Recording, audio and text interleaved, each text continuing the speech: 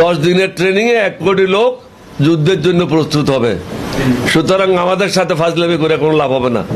আপনাদের কাজ আপনারা করেন, আমাদের কাজ আমরা করি।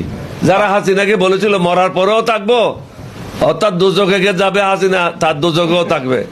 বাংলাদেশ থাকবে না, থাকবে না বাংলাদেশ। বাংলাদেশ তোরা বাদ যাইব বাংলাদেশ না অসভ্য কহেন তার এমনি সিহন জিংলা দিয়া রে উদাম করে সেটা ফাতফাত ফাতফাত করে করে খিচন যাইতো ফ্যান ওলা ফুহিরে সুবা দিয়ে তারে বুটবুটি চটন খেলে আইটা মজ দইল রে। বাংলাদেশ থাকতো না, বাংলাদেশ তার ইয়াদ যাইব গা বাংলাদেশ। বেয়াদব কথা।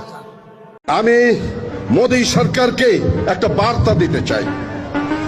মোদীজি, অমিতজি এবং রাজনাথ সিংজি, আপনারা বাংলাদেশ সেনাবাহিনী যেটা দেখেছেন 72 সালের সেই সেনাবাহিনী এখন আর নাই।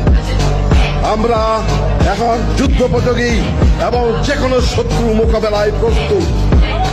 আপনারা আর আসফালাম তুলবেন না। ইস্টার্ন সেক্টর, ইস্টার্ন কমান্ড গোছানোর ভয় আমাদেরকে দেখাবেন না। শুধু আমরা সশস্ত্র বাহিনী নই, 17 কোটি জনতা আছে আমাদের সাথে আপনাদেরকে সীমান্তেই রুখে দিতে। নমস্কার, আমি গর্বিত যে আমার বাংলাদেশে জন্ম হয়েছে এবং বাংলাদেশের বর্ডার গার্ড নিয়ে আমি সম্পূর্ণভাবে গর্বিত এবং আমি এই দেশকে ভালোবাসি। এই দেশের জন্ম আমার শত জন্মের কর্মের ফলে হয়েছে। কারণ বাংলাদেশের মতো একটা শক্তিশালী জন্মগ্রহণ করা একটা ভাগ্যের ব্যাপার, ভারতের মতো একটা দুর্বল দেশে জন্মগ্রহণ করা অন্য ব্যাপার।